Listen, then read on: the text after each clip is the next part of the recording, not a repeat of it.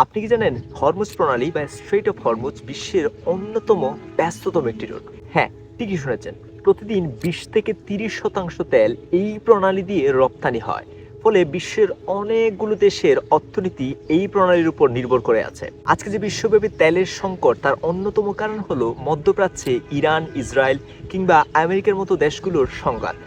তাদের এই পারস্পরিক কনফ্লিক্টের কারণে বাংলাদেশ তথা বিশ্বের অনেকগুলো দেশে ইতিমধ্যেই তেলের মন্দা সৃষ্টি হয়েছে।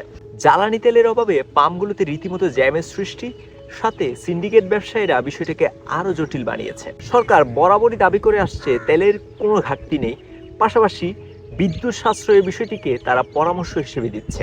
যে কোনো মুহূর্তে দেশে তেলের দাম বৃদ্ধি পেতে পারে, ফলে বাংলাদেশ একটি বিরাট অর্থনৈতিক সংকটের মুখোমুখি হবে।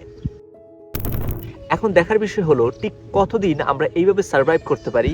মধ্যপ্রাচ্যের যে কোনো সংঘাত আলটিমেটলি আমাদের মতো দেশগুলোতে ভোগান্তির কারণ হয়ে দাঁড়ায়।